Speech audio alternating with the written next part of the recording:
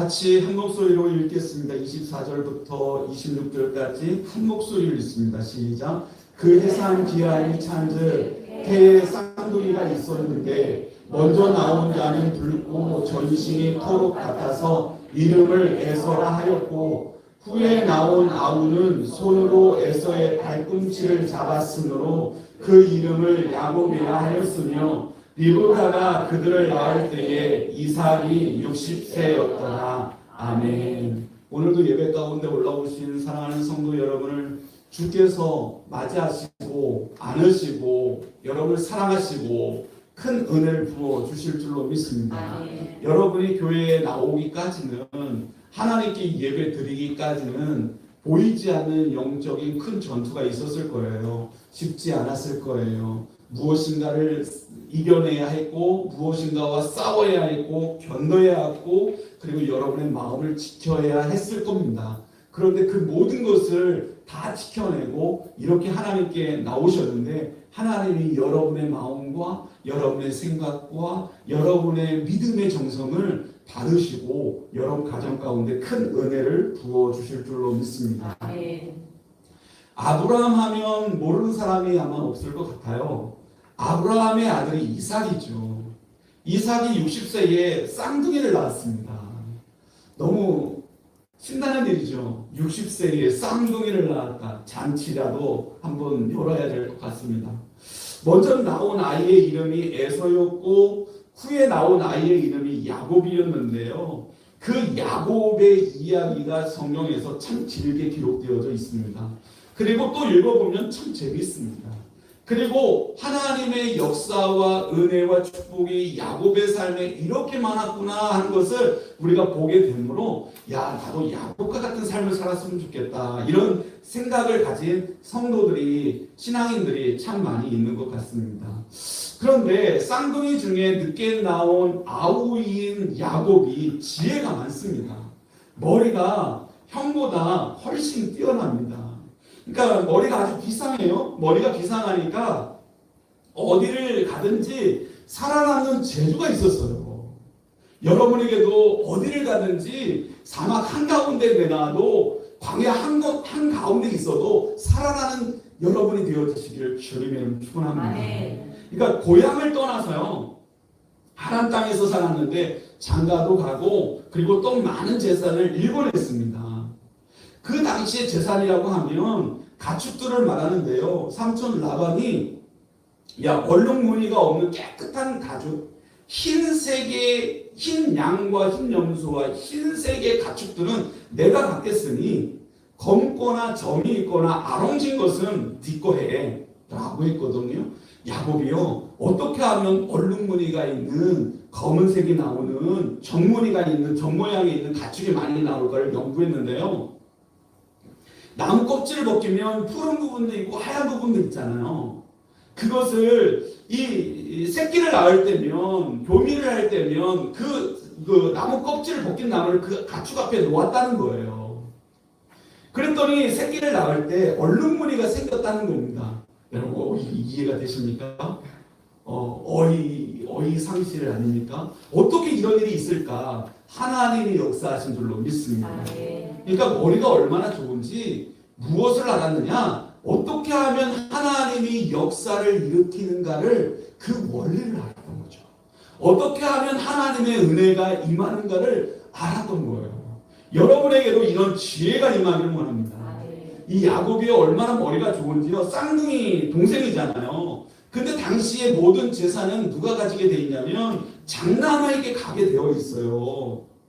요즘은 평등하게 형제들끼리 똑같이 나눠갔지만 그 당시는 그렇게 하지 못했어요. 동생은 하나도 못 갖는 거예요. 근데 쌍둥이라고 했잖아요. 몇 초 간격으로 아마도 몇 분 간격으로 나왔을 거예요. 그럼 1분 차이로 모든 재산이 누구에게 가요? 형 에서에게 가는 거예요. 근데 이 야곱이 생각했어. 이거 너무 불공평해. 어떻게 그럴 수가 있어. 내가 어떻게 하면 좋지? 내가 장자권을 가져야 되겠어. 이런 생각을 했다는 거예요. 여러분 우리나라도 마찬가지겠지만 옛날 대부분 형들이 상속을 받았는데요. 내가 상속받을 거야. 이러면요 동생들이요 그냥 인정했습니다. 그래야지. 형이 받아야지. 형님 받으세요. 이랬다니까요. 그런데 야곱은 이걸 용납이 안 되는, 용납할 수가 없는 거예요. 아니 어떻게 1초 차이로 1분 차이로 형이 모든 재산을 받는단 말이야. 이걸 용납할 수가 없었어요. 그래서 야곱이 찬스를 기다렸습니다. 찬스. 형이 사냥을 하고 오면 배가 고프겠지. 그리고 팥죽을 끓였습니다. 찬스가 온 거죠. 형이 사냥을 하고 배가 너무 고팠는지 팥죽을 끓이고 있는 동생에게 그거 맛있겠는데 그거 먹을 거 전부 줘봐 이렇게 얘기를 하는 거예요. 그랬더니 야곱이 조건이 있어 그래요. 조건이 뭐냐면 장자권을 달라는 거예요. 그런데 에서가 배가 너무 고파서 혼미했나 봐요. 판단력이 흐려졌나 봐요. 일단 먹고 보자는 생각이 있었나 봐요. 그래 뭐 내가 장자권 줄게 이렇게 해서 팥죽을 먹게 됐는데 장자권 거래가 성사된 거죠. 머리가 좋지 않습니까? 그러나 장자권은 둘 사이에 거래만 된다고 되어지는 것이 아니라 최종적으로 아버지의 축복 기도를 받아야 돼요. 거기에 달려 있습니다. 아버지에게 안수 기도를 받아야 장자의 고난이 최종적으로 획득되어지는 거예요. 그래서 꾀를 냅니다.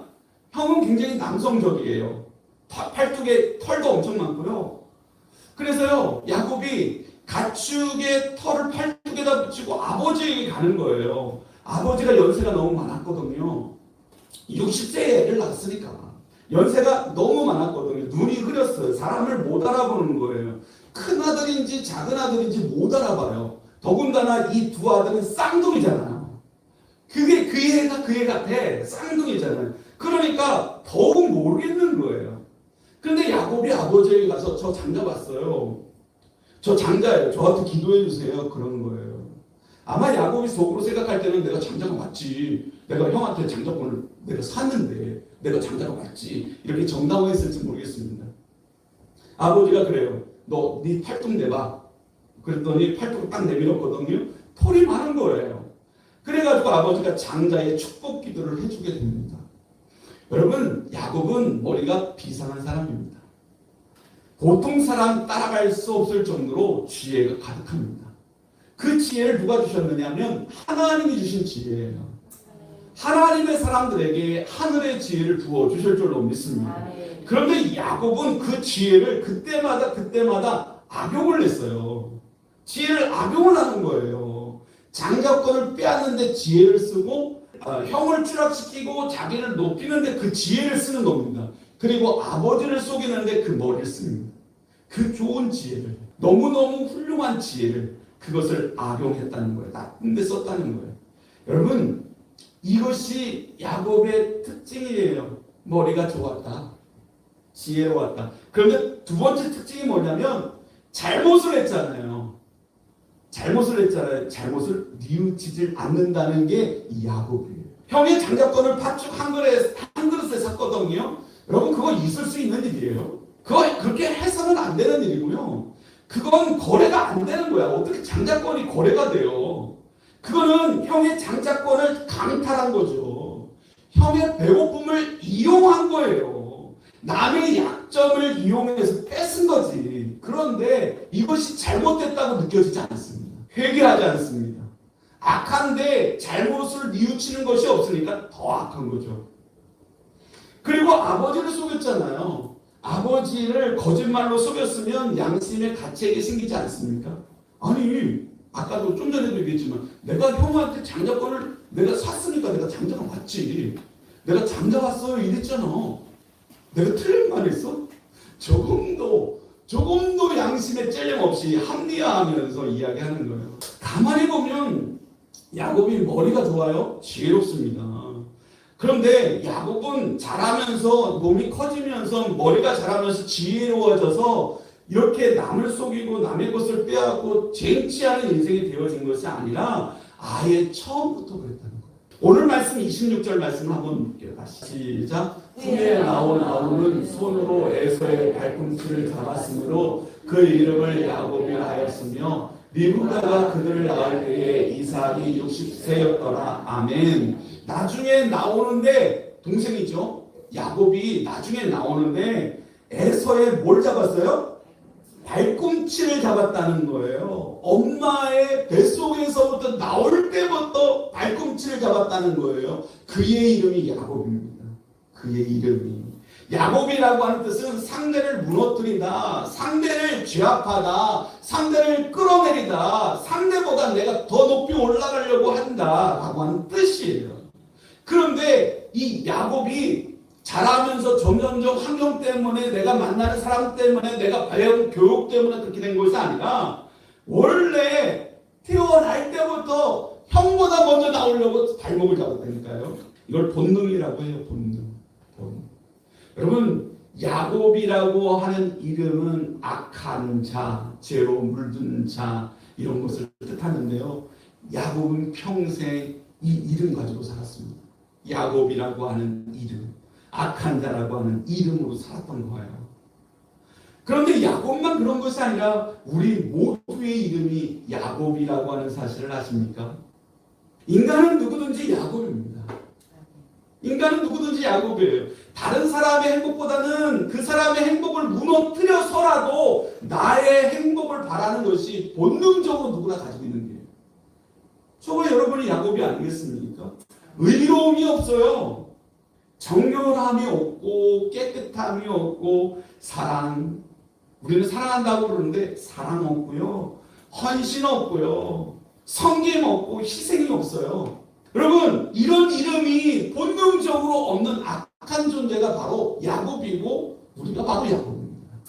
그런데 놀라운 일이 벌어졌는데 그 놀라운 사실은 하나님께서 에서와 야곱이 있을 때 야곱을 택했다는 겁니다. 야곱을 택했어요. 아니 어떻게 이렇게 죄가 많고 야비하고 비겁하고 악하고 거기다가 잘못한 것을 뉘우치지도 않고 회개하지도 않는 이런 사람을 하나님이 택하실까? 그것도 하나님의 자녀로 삼으실까? 어떻게 보면 하나님은 참 이상한 하나님 같고 도저히 이해할 수도 없고 아니 어찌 이럴 수 있지 싶은 그런 하나님의 모습인 것 같아요. 그런데요, 하나님이 형편없는 이 야곱을 택하심으로 말미암아 여러분들을 택하신 줄로 믿으시기 바랍니다. 그러니까 야곱을 택하신 이유는 앞으로 이와 같이 악한 자를 내가 택하리라, 내가 구원하리라, 내가 사랑하리라 라고 하는 선언인 거예요. 그러니까 우리 모두는 야곱과 같이 악한 사람들 아닙니까? 우리를 택하려면 지금 에서와 야곱 중에 누구를 택해야 돼요? 야곱을 택해 주셔야 되는 거예요. 그래야 우리를 택하시는 명분이 생겨요, 하나님께. 어떤 사람들은 말하죠. 하나님은 불공평한 것 같아. 아니 왜 에서가 아니고 야곱이야? 왜 야곱만 택하시는 건데? 이렇게 얘기하거든요. 아닙니다. 이렇게 말도 안 되는 사람을 택하신 이유는 하나님이 이상한 것이 아니고 그것은 사랑이라고 이야기하는 거예요. 사랑. 그 후에 태어날 수많은 우리를 선택하기 위하여 선포해 주시고 하나님의 기쁘신 뜻을 가지고 그렇게 야곱을 택하신 겁니다. 그러므로 하나님은 인격이 좀 모자란 자를 택하시고요. 죄에 물든 자를 택하시고 회개하지 않는, 더 이상 저 사람은 불가능한 것 같은데 라고 생각될 만한 사람을 택하시고요. 저 사람은 천국 갈 수 없어, 지옥 갈 만한 사람이야 라고 하는데 하나님이 찾아오셔서 손잡아 주시고 자녀 삼아 주시고 사랑해 주시고 택하여 주시고 구원하여 주시는 줄 믿으시기 바랍니다. 아멘. 그래서 주의 사랑과 은혜가 우리에게 임하게 되는 거예요. 아멘. 하나님이 야곱을 택하신 것은 복인 줄로 믿습니다. 아멘. 그러므로 우리는 야곱을 택해 주신 그 하나님에게 감사해야 될 줄로 믿습니다. 아멘. 하나님은 불공평해, 하나님은 이상해, 하나님은 너무 엉뚱하신 분이야 라고 핀잔할 것이 아니라 오히려 하나님께 감사해야 된다고요. 아멘. 여러분, 하나님께서 야곱을 택하여 주시니 감사합니다. 아멘. 야곱을 택하여 주시면 하나님의 깊은 뜻이 있는 줄로 믿습니다. 아멘. 그러므로 저희가 구원을 받은 줄로 믿습니다. 아멘. 그러면서 하나님께 찬양과 영광과 경배를 드리는 저와 여러분이 되어지기를 원합니다. 아멘. 하나님은 야곱의 결여된 인격을 보시지 않아요. 그의 비열함을 보시지 않습니다. 그의 죄를 마땅히 보시지 않습니다. 그가 죄인이기 때문에 택하셨고, 그가 결여되어 있기 때문에 택하셨고, 그가 부족하기 때문에 택하셨습니다. 아멘. 우리는 죄인이면서도 하나님의 택하심을 받은 사람입니다. 아멘. 그러면서 우리는 자꾸만 실수하는 게 있어요. 옆에 사람을 보면서 저 사람 나쁘네. 저 사람 인격 저럴 수가 있어. 어떻게 저렇지? 도저히 이해를 못하겠어. 미친 거 아니야? 제가 그랬습니다. 그 사람의 부족함을 보고 저 사람 미친 거 아니야? 여러분, 우리는 상대편의 죄를 보지 말고 그의 부족한 모자란 인격을 보지 말고 하나님의 택하심을 봐야 할 줄로 믿습니다. 아멘. 저 사람도 하나님 택하셨지. 아멘. 그래, 하나님이 저 사람을 사랑하시는구나. 여러분, 이것을 기준으로 보셔야죠. 아멘. 남편을 볼 때마다 부족한 남편으로 보지 말고 하나님의 택하심을 보는 거예요. 아멘. 내 남편도 하나님이 택하셨어. 아멘. 아내의 부족함을 볼 때도 하나님의 택하심을 봐야 할 줄로 믿습니다. 아멘. 성도를 볼 때도 마찬가지입니다. 성도를 볼 때도 그 사람의 부족함을 보고 연약함을 보고 그의 죄성을 보는 것이 아니라 하나님의 택하심을 봐야 하는 것이죠. 한번 따라해 보시길 바랍니다. 하나님의 택하심을 보라. 하나님의 택하심을 보라. 하나님의 택하심을 보라. 하나님의 택하심을 보라. 좀 이해가 되세요? 아멘. 그럼 서로 인사했으면 좋겠습니다. 안녕하세요. 하나님 택하셨네요. 하나님 택하셨습니다. 축하드립니다. 축하드립니다.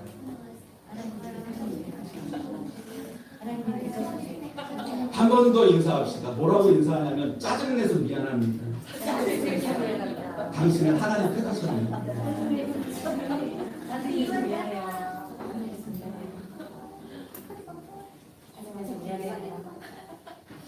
그런데요, 야곱이 형의 배고픔을 이용해서 비열하게 장자권을 빼앗았잖아요.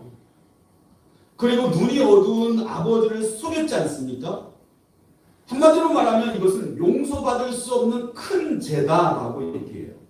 형이 그 사실을 알게 되고 나서 무슨 생각을 하냐면, 내가 아버지 때문에 지금 아버지가 살아있는 한 내가 야곱을 죽일 수 없지만 아버지만 돌아가시면 내가 야곱을 죽일 거야. 이 생각을 할 정도로 엄청난 죄였다고요. 그런데요, 하나님이 이 야곱에게 한 번도 너 이런 죄 졌잖아 이렇게 말씀하신 적이 없어요. 너 왜 형을 속였어? 너 왜 형을 이용해? 너 그렇게 형의 배고픔을 왜 이용했어? 야, 어떻게 그렇게 늙고 연약하고 보이지 않는 아버지를 속일 수 있지? 하나님이 한 번도 이런 말씀하시지 않으시더라고요. 부족하고 말도 안 되는 인격을 가진 이 비열한 야곱을 택하시고 그에게 죄를 묻지 않아요. 추궁하지 않아요. 그대로 끌어안으셔요. 야곱아, 너는 내가 선택했어. 내가 사랑하는 자야. 내가 너를 아들로 삼았어. 너의 모든 죄를 내가 기억하지 않으리라. 하나님은요, 모든 것을 용서하시는 줄 믿으시기 바랍니다. 만일에 하나님이 죄인을 택하신 다음에 너 왜 졌어? 왜 죄를 졌어? 너 왜 이렇게 흉악해? 그러면서 죄를 물으신다면요, 그 택함을 받은 죄인은 또 죽어야 돼요. 죽을 만큼 그 죄의 대가는 사망이잖아요. 죽을 만큼의 양이니까, 용서받을 수 없을 만큼의 양이니까 또 죽어야 되거든요. 그런데 하나님은요, 죄인을 부르시고 그 죄인을 택하신 다음에 또 죄를 묻지 않으시고 자녀되는 영광을 부어주신 줄로 믿습니다. 아멘. 하나님은 죄를 묻지 않으시고 용서하시는 하나님이시다. 아멘. 그러니까요, 우리가 남편이 죄를 지었어요. 그러면 내 남편의 죄를 보지 마시고 아멘. 하나님이 그 죄를 용서하심을 봐야 할 줄로 믿습니다. 아멘. 그걸 보세요. 내 아내가 죄를 졌어도 하나님의 용서하심을 봐야 할 줄로 믿습니다. 아멘. 그걸 보는 거예요. 저도 엄청 실수가 많고 허물이 많고 엄청납니다. 가정 안에 들어가잖아요. 가정생활에서는요, 지적사항이 참 많습니다. 우리 딸도 아빠 이거 뭐예요? 이렇게 얘기하는 경우가 상당히 많거든요. 모자람이 많아요. 실수가 많고 허물이 많아요. 특히 가정일은 마이너스예요. 오히려 아빠는 그냥 쉬어. 내가 할게. 이렇게 나올 때도 있거든요. 여러분, 성경의 깊은 것은 뭐냐? 그 사람의 죄를 보지 않고 하나님의 용서하심을 본다는 겁니다. 우리는 사람의 죄를 순간순간 보면서 실망을 해요. 아, 저 사람이 어떻게 저럴 수 있지? 아니, 목사님이 돼서 어떻게 저러지? 이렇게 실망하지 마십시오. 사람은 누구든지 실수하고 허물이 있고 죄인입니다. 아멘. 누구든지 그럴 수 있어요. 누구든지. 저도 그럴 수 있고 여러분도 그럴 수 있고 여러분이 그렇게 애지중지하는 사랑하는 자녀들이 그럴 수도 있어요. 그럴 수밖에 없는 문제를 가지고 너 이거 문제 있어 라고 문제 삼으면 어떻게 합니까? 이거 다리를 저는 사람에게 너 왜 이렇게 빨리 못 걸어? 나를 왜 이렇게 못 쫓아와? 내 기준에 왜 못 맞추는 거야? 이렇게 하면 이게 말이 되는 거예요? 그런데 우리가 인생을 살아갈 때 내 기준에 맞춰서 상대방에게 그러고 사는 거예요. 여러분, 하나님의 용서하심을 보는, 하나님의 용서를 보는 성도가 되시기를 바랍니다. 아멘. 하나님은 여러분의 모든 죄를 용서하시는 줄로 믿습니다. 아멘. 한번 따라해보세요. 하나님의 용서하심을 보라. 하나님의 용서하심을 보라. 하나님의 용서하심을 보라. 하나님의 용서하심을 보라. 누구든지 볼 때마다 아, 하나님 용서하셨지. 하나님도 용서하셨는데 내가 용서를 못하면 그거 안 되잖아. 그래, 하나님의 용서하심으로 나도 마땅히 용서해야지 이러면서 살아가는 저와 여러분이 되기를 주님의 이름 축원합니다. 그러니까 남편은 아내를 용서하고, 아내는 남편을 용서하고, 부모는 자녀를 용서하고, 자녀가 볼 때 부모가 많이 못하는 거 있잖아요. 자녀들은 부모를 용서하고, 성도와 성도끼리, 그리고 형제와 형제끼리, 자매와 자매끼리 서로 용서하고 하나님의 용서를 바라보면서 그렇게 신앙생활하는 우리가 되어지기를 바랍니다. 아멘. 사실 이 야곱이 날 때부터 악하지 않습니까? 그리고 하나님이 주신 그 뛰어난 지혜를 가지고 악용을 한단 말이에요. 속이고 빼앗고 그런 죄를 졌음에도 불구하고 회개하지 않는 뻔뻔한 모습을 보이지 않습니까? 그러면 하나님이 그를 끌어내셔야 마땅한데요. 그렇잖아요? 그의 인생을 안 되게 만드시는 게 마땅하잖아요. 그런데 오히려 이스라엘의 12지파의 아비가 되게 하십니다. 아니, 그 뻔뻔한 자를, 하나님이 주신 뛰어난 지혜를 악용하고 살았던 그 자를, 날 때부터 악한데 하나님이 그를 끌어내리셔야지, 버려주셔야지. 어떻게 12지파, 이스라엘의 12지파의 아비가 되게 하십니까? 여러분, 하나님은 존귀하게 하세요. 이스라엘의 12지파 아비로 삼으셨습니다. 여러분, 하찮은 인간, 지옥에 갈 수밖에 없는 인간, 이 악한 인간을 하나님이 택하시면 그의 모든 죄를 다 용서하시고 존귀한 자로 높여주시는 줄 믿으시기 바랍니다. 하나님이 여러분을 택하셨죠. 하나님이 여러분이 수없이 실수하고 허물이 있고 연약함이 있고, 야, 저 사람이 신앙생활 어떻게 저렇게 하지? 이렇게 생각할 수도 있는데 하나님 다 용서하시죠. 그 다음에 그 다음 단계가 무엇일 것 같아요? 하나님께서는 여러분을 존귀하게 높여주시는 줄 믿으시기 바랍니다. 원래는 그런 자격이 없죠. 무슨 자격이 있겠어요? 그런데 하나님이 그런 은혜를 베풀어 주시는 거예요. 그러므로 우리는 성도들을 볼 때 그 사람의 죄를 보고 부족함을 보지 말고 하나님이 이 사람을 높여주심을 볼 수 있는 눈을 가지기를 바랍니다. 아, 지금은 이렇게 연약하고 지금은 이렇게 부족하고 하나님이 주신 기회를 가지고 악용하기도 하고 뻔뻔하기도 하고 인격이 모자라기도 한데, 그런데 반드시 하나님은 저 사람을 높여주실 거야. 하나님의 높이심을 보는 거예요. 믿습니까? 하나님께서 여러분의 남편을 높여주실 줄로 믿습니다. 여러분의 아내가 너무 부족하고 연약하고 모자란 것처럼 보여도 하나님은 여러분의 아내들을 최고의 존귀한 자로, 사랑받는 자로, 인정받는 자로 높여주실 줄로 믿습니다. 그런데 이 사실을 모르면 우리가 남편을 함부로 왜 이렇게 돈을 못 벌어오는 거예요? 아니 당신은 왜 이렇게 살림을 못하는 거야? 그러면서 함부로 대하는 경우가 있죠. 그건 실수죠. 여러분의 실수. 하나님의 뜻에 반하는 실수. 여러분, 하나님은 여러분의 남편을 높이시고 하나님은 내 아내를 높이시는 줄 믿으시길 바랍니다. 아멘. 여러분의 자녀는 어떻겠어요? 여러분이 볼 때 너무 부족해 보여. 하라는 공부도 안 하고 매일 나가서 놀고 그리고 싸움박질만 하고 들어오고 그렇게 보여요. 그러면 여러분의 자녀를 어떻게 봅니까? 아유, 쟤는 틀렸어. 이렇게 보십니까? 쟤 커가지고 뭐가 되려고 그래. 이렇게 보십니까? 여러분, 하나님의 높이심을 보십시오. 아멘. 지금은 부족해 보여도, 아멘. 지금은 철이 없어 보여도 반드시 여러분의 자녀를 하나님이 높여주실 줄로 믿습니다. 아멘. 그러니까 우리는 다른 사람의 형편없는 모습을 보면서 아유, 부족해. 아우, 모자라. 아우, 죄인이야. 이렇게 보지 말고 하나님의 높이심을 보면서 기도해주고 인정해주고 칭찬하고 높여주는 저와 여러분이 되어주시길 바라요. 아멘. 그리고 지금 부족해도 나보다 더 높일 수 있거든요. 아멘. 하나님이 높여주실 사람이야. 아멘. 하나님이 잘되게 하실 거야. 아멘. 하나님이 존귀하게 하실 거야. 아멘.